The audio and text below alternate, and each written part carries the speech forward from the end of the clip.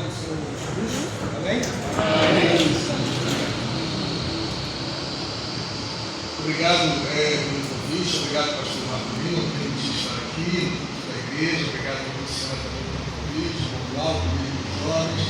É um prazer conhecer os irmãos, as irmãs, e é um prazer poder estar aqui nessa noite para falar nesse tema, jovens indo na contramão do mundo, jovens na contramão do mundo. Antes de começar, qualquer coisa, eu quero apresentar a minha esposa.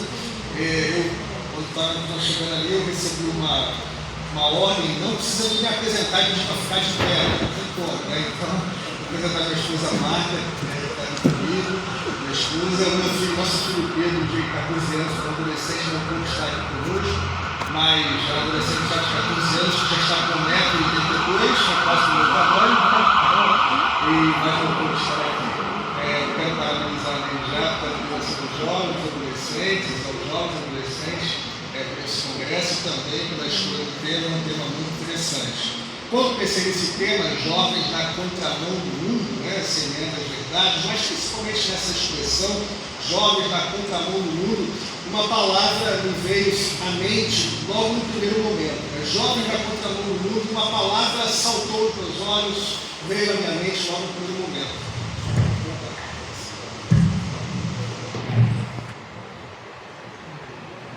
Uma palavra veio logo ao meu coração no primeiro momento, que foi a palavra mudança. Quando eu pensei nessa ideia de contramão, jovens na contramão do mundo, essa palavra ficou batendo na minha mente, mudança. Por quê? Porque quando a gente fala de contramão, e o desenho é bem sugestivo, porque já mostra isso, quando nós falamos de contramão, a gente já pensa assim, andar na contramão, se você pega o seu carro e entra na contramão, quem anda na contramão está correndo risco. Se você está andando na contramão, você está correndo alguns riscos. Se eu ando na contramão, eu corro alguns riscos. O risco, obviamente, de bater no carro que está vindo na direção certa, correta. Andar na contramão, consequentemente, traz alguns desafios, porque quando você se propõe a andar na contramão ou nadar contra a maré, que também poderia ser uma expressão equivalente, você está se propondo a não ir no caminho considerado, entre aspas, correto, a não ir no caminho considerado certo, porque você está andando na contramão, porque você está andando no caminho que não é aquele que é o correto, na direção correta, na trilha certa. Então você está correndo alguns riscos. Pois bem, para andar na contramão e correr esses riscos, a mudança se faz necessária.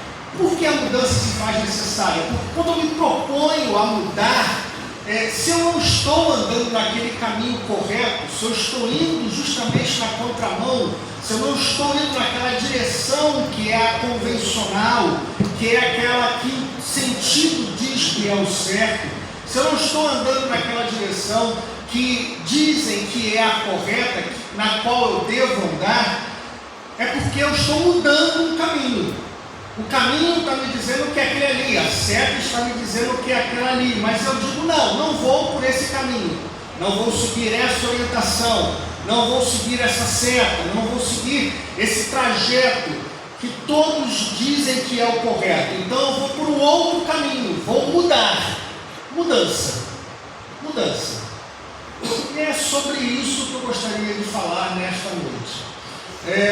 Não necessariamente direto ao tema, pegando o tema assim, jovens na contramão do mundo, mas eu peço licença a você para também não falar de Hebreus capítulo 2, com certeza outros colegas já falaram, outros irmãos e irmãs já falaram, mas eu gostaria de pensar acerca de um outro tema, sobre um outro texto, a partir dessa ideia da contramão, mas antes da contramão, daquilo que eu penso que é necessário antes até de andar na contramão.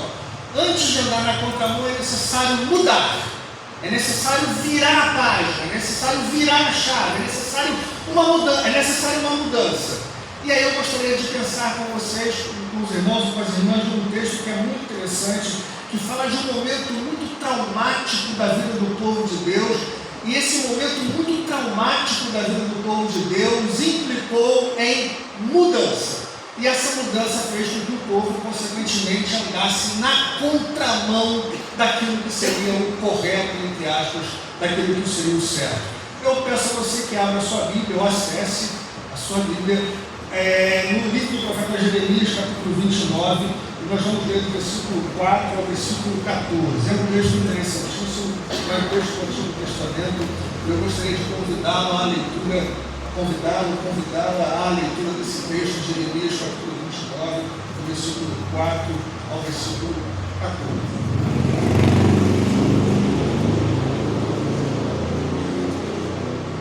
Livro do profeta Jeremias, capítulo 29, do versículo 4 ao versículo 14.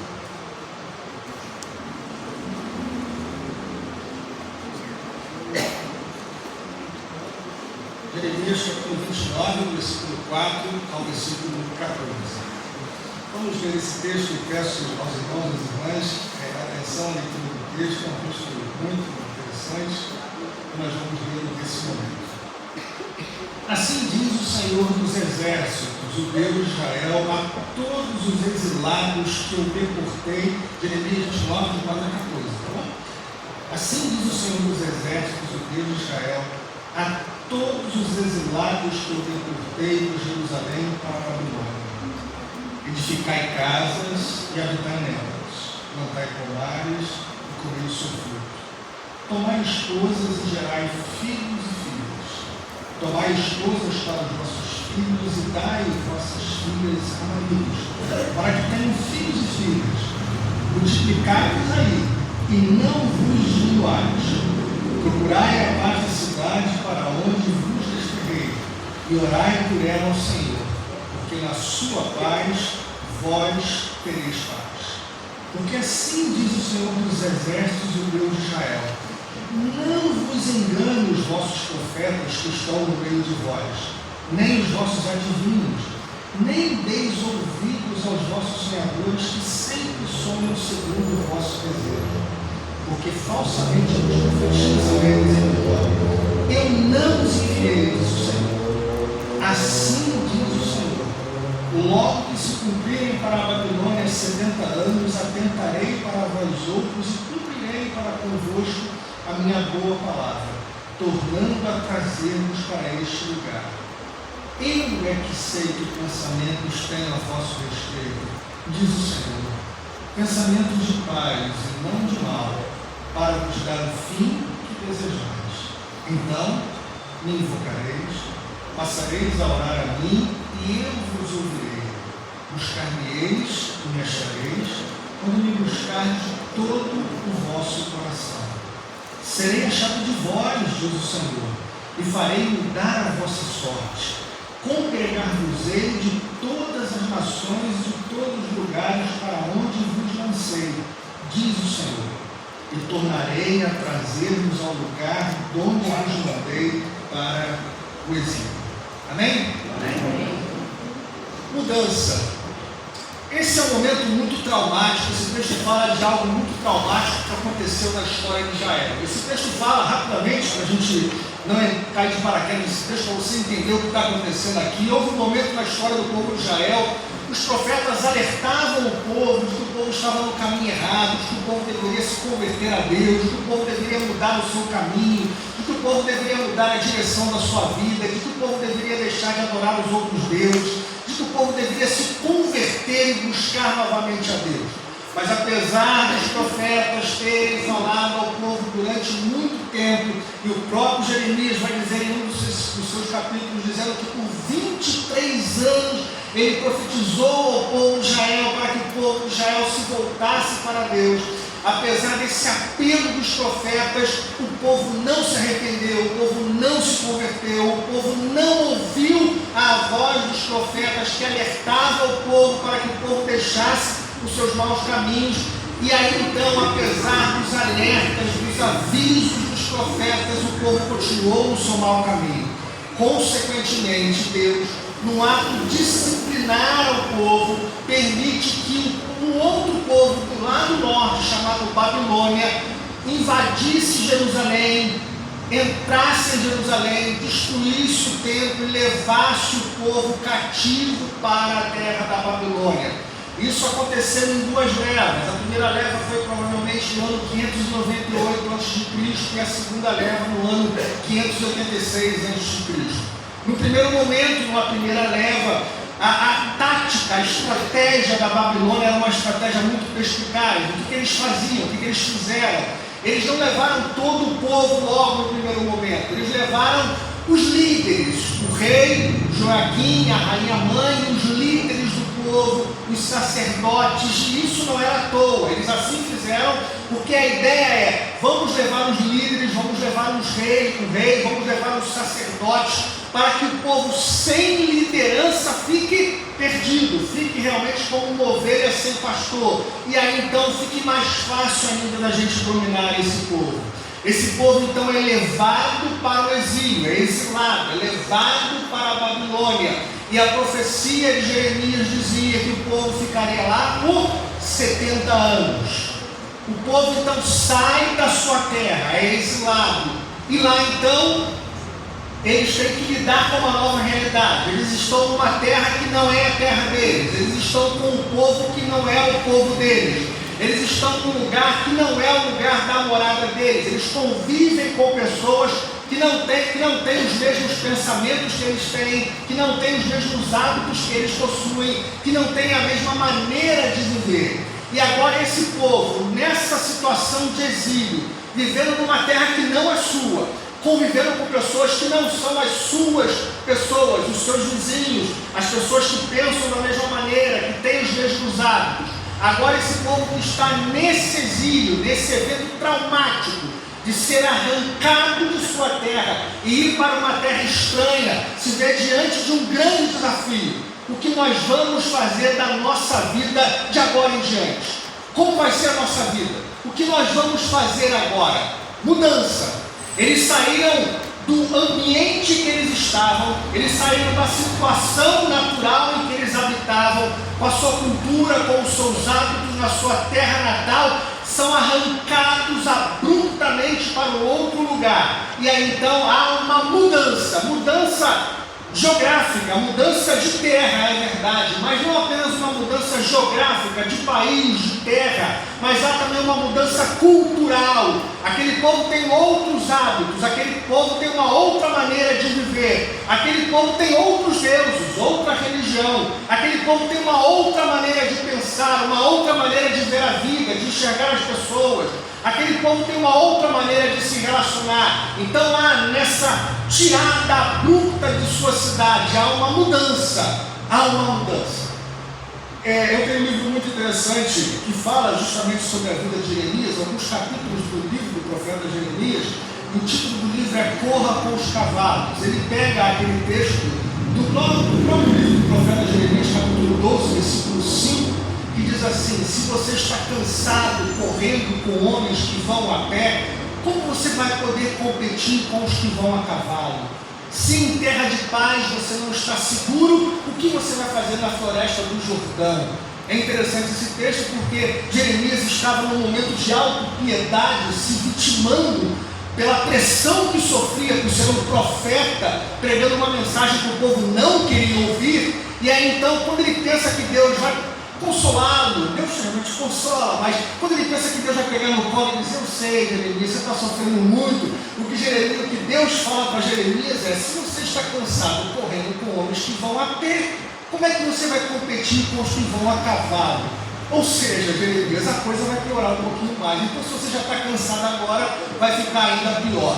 Esse livro, Corra com os Cavalos, falando desse capítulo aqui, no capítulo 29, ele vai dizer uma coisa muito interessante: que a nossa vida é mais ou menos semelhante à experiência que o povo de Israel passou. Que nós também temos os nossos exílios. Por exemplo, quando nós nascemos, quando nós nascemos, nós saímos daquele ventre materno, daquele lugar quentinho, gostoso, e somos jogados para o mundo. Saímos daquele lugar do ventre materno, estamos no mundo. Primeiro exílio. Depois nós, na primeira infância, estamos lá aos cuidados de nossa mãe, de nosso pai, aquele cuidado todo, e aí nós saímos daquele cuidado todo, de carinho, aquela coisa toda, e vamos para o que ele chama de um segundo exílio. Por exemplo, a escola. Aquele lugar competitivo, aquele lugar que você tem que tirar nota, e as aulas voltam amanhã, e o filho já está reclamando que as aulas voltam amanhã. né? Então já é um outro exílio. E aí nós enfrentamos alguns exílios na nossa vida também. E esses exílios que nós enfrentamos na nossa vida trazem a necessidade, implicam uma mudança. E aí que eu queria tocar nesse ponto, mudança. E a primeira coisa que eu queria dizer é que a mudança implica em rompimento. Mudar implica em romper. E o que é romper? Romper é quebrar alguma coisa. Por exemplo, nós sabemos daquela tragédia que houve lá na barragem de Brumadinho em 2019, que morreram 272 pessoas. Ali houve um rompimento de uma barragem, um rejeito de mineração por causa do rompimento, invadiu a cidade e cometendo uma das maiores tragédias ambientais do nosso país. Rompimento, a tubulação, a barragem se rompeu. Mudar implica em rompimento. Mudança implica em romper algumas coisas. E olha que interessante nesse texto, no capítulo 29, olha só o que o profeta vai dizer para o povo que está lá no exílio. O que está acontecendo aqui? Jeremias não foi exilado, ele permaneceu em Jerusalém, mas ele escreveu uma carta aos que estavam lá, e esse texto fala, é o conteúdo dessa carta. Ele escreve uma carta àquelas pessoas que estavam lá na Babilônia, e nessa carta ele vai dizer assim nos versículos 8 e 9, porque assim diz o Senhor dos Exércitos, o Deus de Israel, não vos engane os vossos profetas que estão no meio de vocês, nem os vossos adivinhos, nem deis ouvidos aos vossos sonhadores, e olha só que interessante, vírgula, que sempre sonham segundo o quê? O vosso desejo, ou o vosso coração. Porque falsamente vos profetizam eles em meu nome. Eu não os enviei, diz o Senhor. Sabe por que Jeremias está dizendo que eles profetizavam mentiras? Sabe por que Jeremias está dizendo que eles profetizavam segundo o coração deles? Por quê? Porque a profecia de Jeremias, conforme está escrito no capítulo 25, versículo 11, conforme está escrito aqui no capítulo 29, versículo 10, a profecia de Jeremias alertava o povo dizendo o seguinte: vocês vão ficar na Babilônia 70 anos. Mas sabe o que os falsos profetas, os adivinhos, os sonhadores diziam? Por exemplo, no capítulo 26 do livro no capítulo 27 do livro do capítulo 28, do livro do profeta Jeremias, surgiu um profeta chamado Ananias. Ele pegou uma canga que estava no pescoço de Jeremias, porque no capítulo 27 Deus ordenou ao profeta Jeremias. A profecia é muito cheia de símbolos, e com os símbolos elas transmitem uma verdade.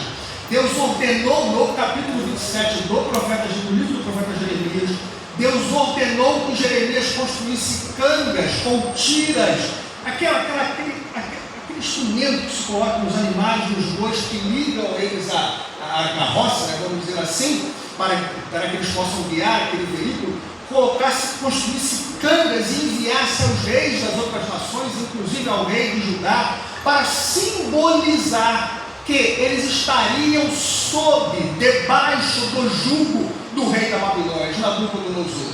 Jeremias está com uma canga dessa. No capítulo 28, surge um profeta chamado Ananias que diz assim: olha, daqui a 2 anos eu vou tirar de vocês o jugo do rei Nabucodonosor. Ele chega ao ponto de quebrar a canga que estava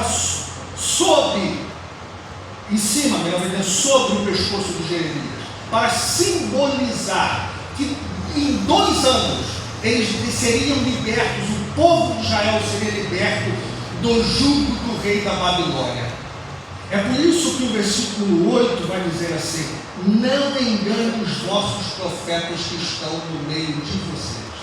E houve um outro profeta chamado Semaías, que está aqui no capítulo 29, no finalzinho do capítulo 29, que chegou ao ponto de mandar uma carta de volta a Jerusalém, dizendo o seguinte: como vocês podem permitir que Jeremias escreva uma carta dizendo que nós devemos habitar em construir casas, habitar nelas, porque nós vamos passar muito tempo aqui? Isso é uma mentira. Em breve nós vamos deixar esse lugar.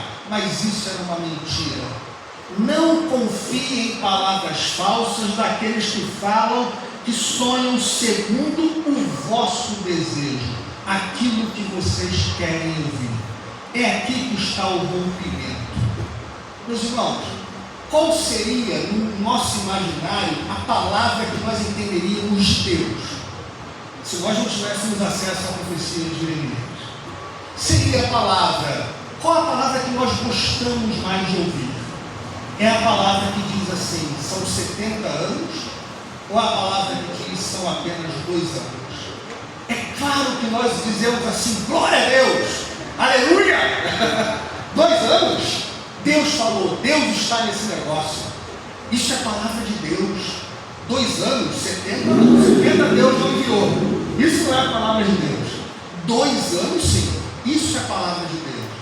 Mas o profeta Jeremias está alertando, não.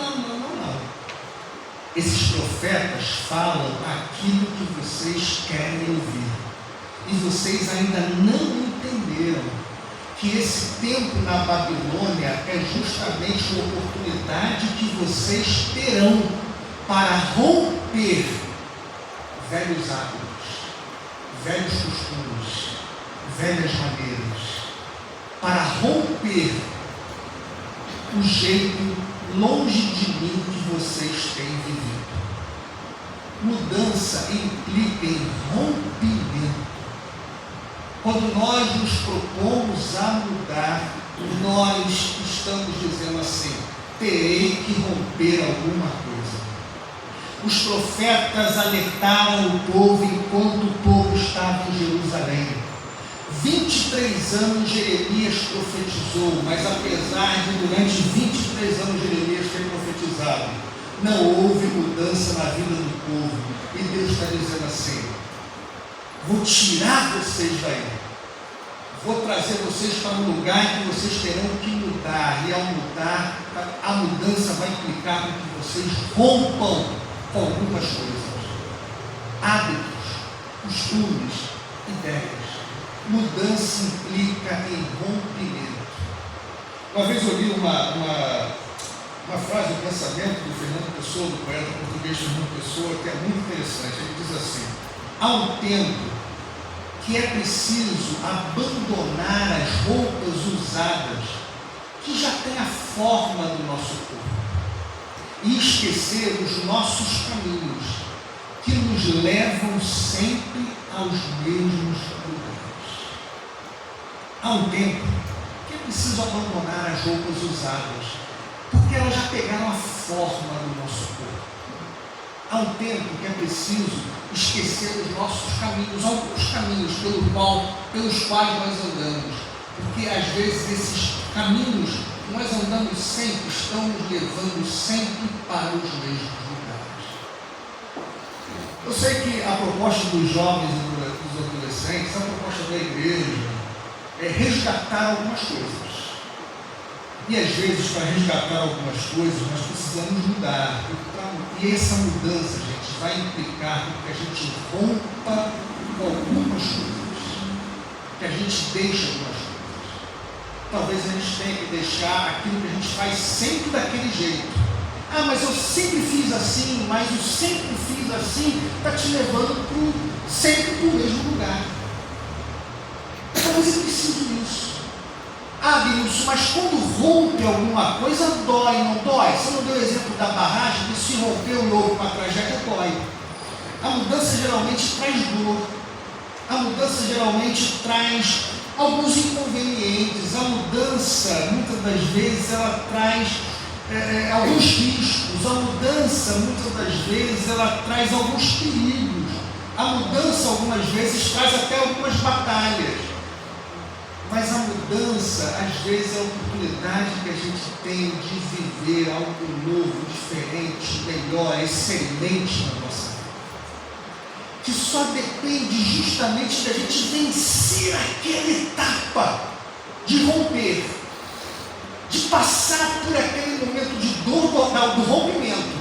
Mas a gente, quando passa, a gente tem a oportunidade de desfrutar, de usufruir coisas melhores. Gente, esse povo sai da terra deles, da terra natal deles, do habitat deles, do país deles, da cultura deles, da comida deles. E agora vocês acham que eles estão lá animados? É claro que não. É por isso que eles confiam nos falsos profetas. Porque os caras estão dizendo que daqui a 2 anos eles vão sair de lá. Isso para eles é de Deus. E ao contrário do que a gente imagina, muitas das vezes, o simples, o fácil, não necessariamente é de Deus. Por exemplo, você se propõe, eu quero ler mais a Bíblia, tudo, eu quero, todo mundo fala desse negócio de Bíblia, vou me aventurar nisso. E aí você começa o primeiro dia, no segundo dia eles animam, eu e você conversamos, aí a gente desanima, a gente pensa assim, isso é muito comum, né? Na nossa ideia, e o evangélico ele tem, com todo respeito, mas ele tem um problema, porque como ele espiritualiza muitas coisas, né? Então assim, a gente começa a ler e aí a gente pensa, né? Não estou com vontade não. Se eu não estou com vontade, não é de Deus. A vontade vira um parâmetro para quem decida, para quem entenda como algo sendo de Deus ou não. Só que quando a gente se propõe a mudar, você amanhã vai começar a caminhar. E aí começa aquela dorzinha aqui do lado na barriga. Aí você, não é de Deus. Não é de Deus, é porque tem muito tempo que eu e você não caminhamos. Então assim, no primeiro dia vai ter uma dorzinha na barriga, no segundo dia vai ter mais uma dorzinha, no terceiro dia, daqui uma semana acabou a dor. E daqui a 3 meses você já não consegue mais deixar de caminhar. Já virou um hábito. Porque os hábitos nos habitam. Já virou um hábito. Mudança implica em rompimento. Agora tem uma outra coisa legal também, meus irmãos, que é bacana, que é muito interessante da mudança. A mudança significa, implica, traz, é o resultado. A mudança é o resultado de um processo. Mudança é o resultado de um processo. Isso não muda assim, mudei. Amanhã já sou um atleta. Já vou me inscrever na São Silvestre. 31 de dezembro. Então, dia 30 eu começo a correr. Não. São Silvestre, 31 de dezembro. Começa a correr em janeiro. A mudança é o resultado de um processo.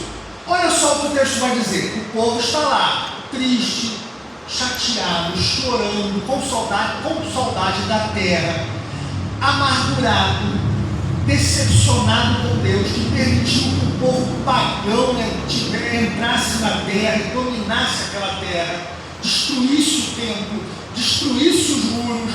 Aquele povo está chorando, chora Israel, está chorando. E aí a mensagem que o profeta diz para o povo é o seguinte: olha, não são 2 anos, e tem mais, além de não ser 2 anos, eu quero dar um conselho para vocês, hein? Como são 70 anos aí, não adianta ficar também chorando. Vai ficar 70 anos chorando. Então, a recomendação que eu dou a vocês é o seguinte: edificar em casas e habitar nelas. Agora, presta atenção aqui comigo. Construam casas e habitem nelas. Construir casa é algo que acontece assim, do dia para a noite? Não. É um processo. Construam casas e habitem nelas. Agora vem mais. Plantem pomares e comam o seu fruto. Você planta algo e amanhã já dá fruto? Não. Você planta hoje, você joga a semente hoje, e no processo vai chegar um momento que aquela semente vai dar fruto. Plantem pomares e comam o seu fruto.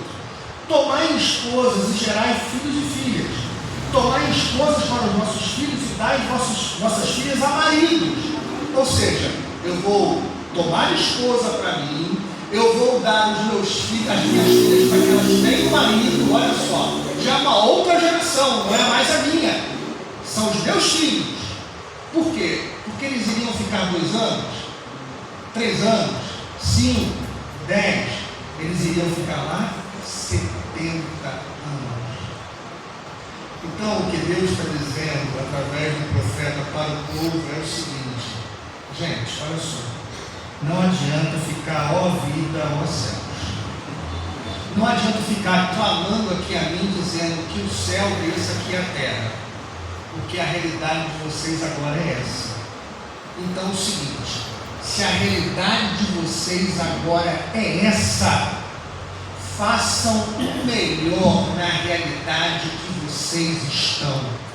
Porque se vocês fizerem o melhor na realidade que vocês estão, essa terra vai ser beneficiada com o melhor que vocês derem. E vocês vão usufruir do melhor dessa terra. Por isso a recomendação é: orem pela paz da cidade, porque se a cidade estiver em paz, vocês que vão passar aí 70 anos também vão desfrutar dessa mesma paz. É isso que o profeta está dizendo. Eu quero a palavra do falso profeta, que me diz assim: Denilson, Deus vai mudar a sua sorte amanhã. Mas nem sempre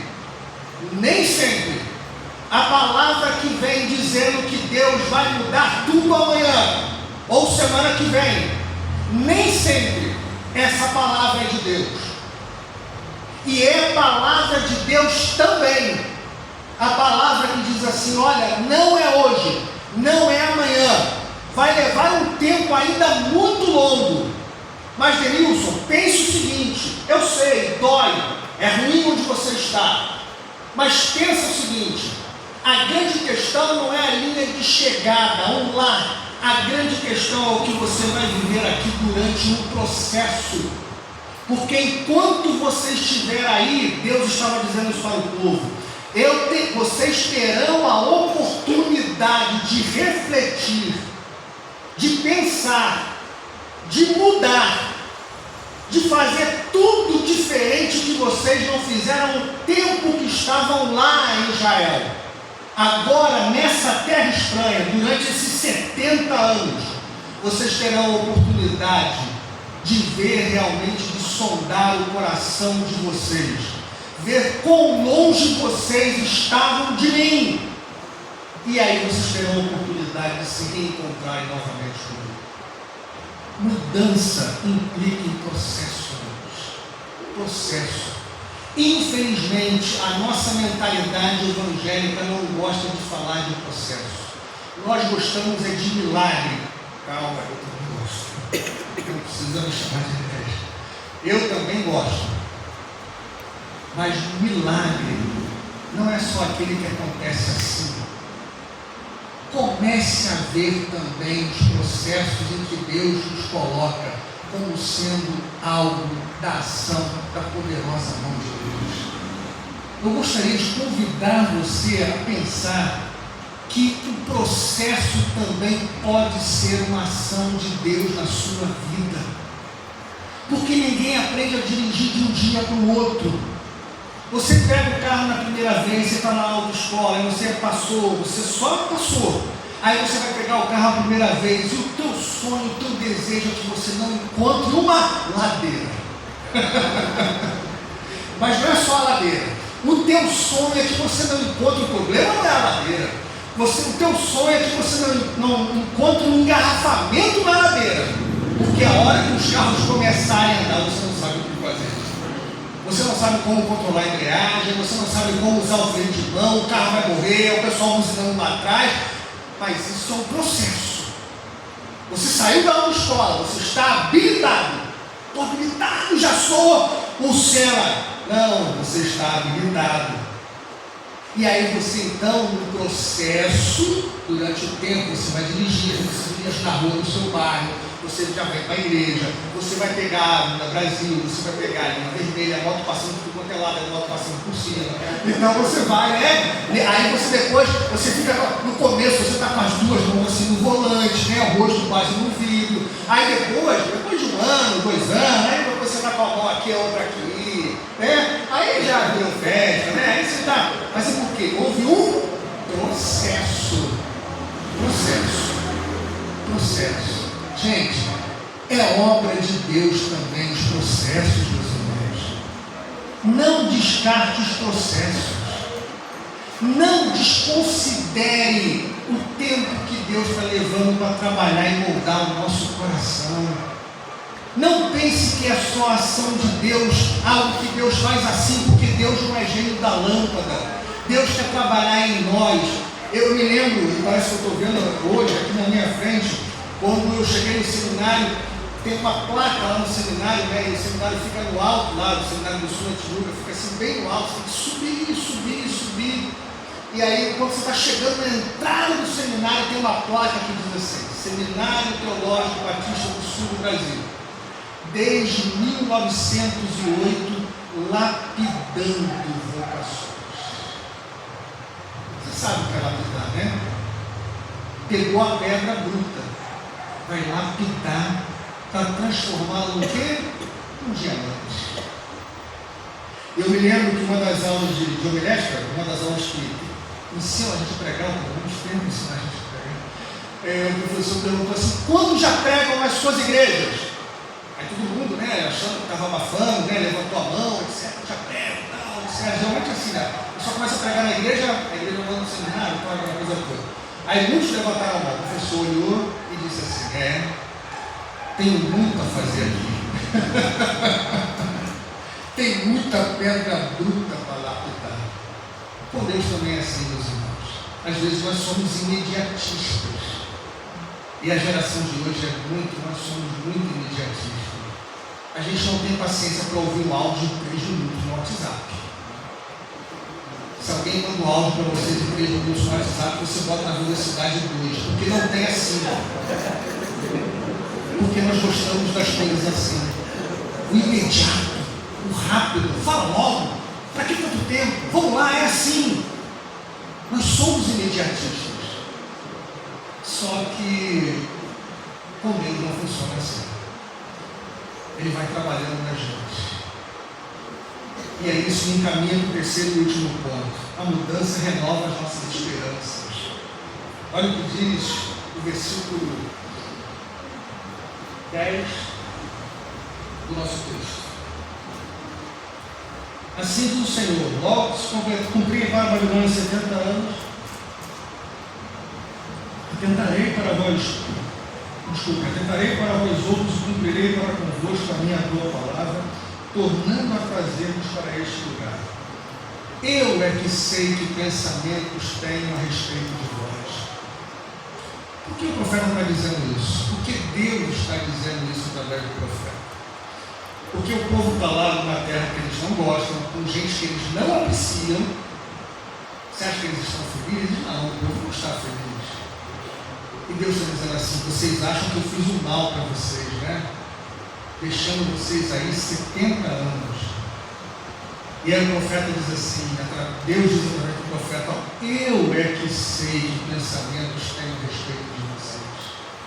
Eu é que sei, diz o Senhor, pensamentos de paz e não de mal, para vos dar o fim que vocês desejam. Eu sei, vocês estão revoltados comigo, né? Vocês queriam chegar aí, vocês acharam que a viagem para a Babilônia seria uma viagem de turismo. Passeio, vamos dar um passeio para a Babilônia. E Deus diz: não é uma viagem de turismo, não é um passeio, são 70 anos. Nesses 70 anos eu quero quebrar vocês, eu quero trabalhar em vocês, eu quero moldar vocês, eu quero ajustar vocês. Eu é que sei que pensamentos tenho a respeito de vocês, para dar o fim que vocês desejam. Olha só que coisa linda no versículo 12. Quando isso acontecer, quando vocês retornarem, então vocês me invocarão. Vocês vão me invocar, vão passar a orar a mim e eu vos ouvirei. Agora o versículo 13. Buscar-me-eis e me achareis quando me buscardes de todo o vosso coração. Sabe por quê? Porque agora o coração passou pelo filtro do exílio. E agora sim, Deus trabalhou nesse povo. Deus moldou esse povo. Deus falou ao coração desse povo nesse tempo do exílio. E o povo lá no exílio, achando que Deus estava querendo o mal deles esse tempo todo do processo. O povo queria uma solução mágica, rápida, imediata, instantânea. Solução miojo. 5 minutos. Quanto tempo hoje? 5 minutos. 3? Olha, já estou até mais a idade. Já acho que 5 já é muito. 3 minutos. anos. Mas nesse tempo, gente, olha, vai ser um tempo bom para vocês voltarem daí melhores. Aí sim vocês vão me buscar e me achar, porque vocês vão me buscar de todo o vosso coração.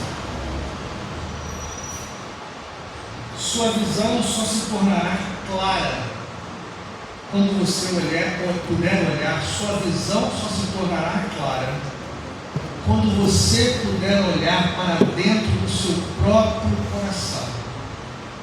Aquele que olha para fora sonha. Aquele que olha para dentro desperta. Sua visão se tornará mais clara quando você puder olhar para dentro do seu próprio coração. Aquele que olha para fora sonha. Aquele que olha para dentro desperta.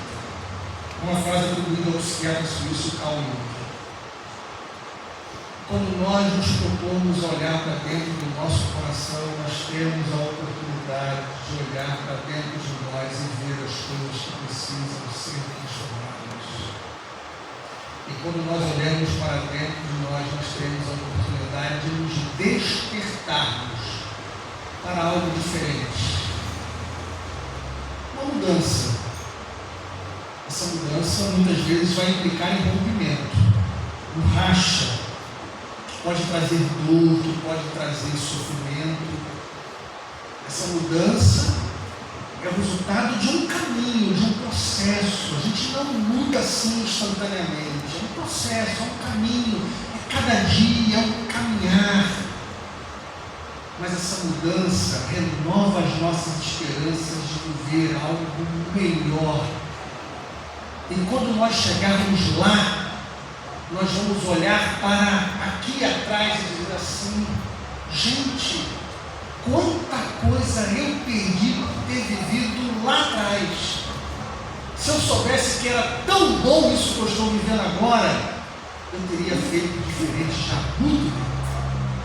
Meu convite a você é para que nós, e a minha, é para que nós permitamos que Deus muitas vezes nos leve para algum exílio, para que por meio desse exílio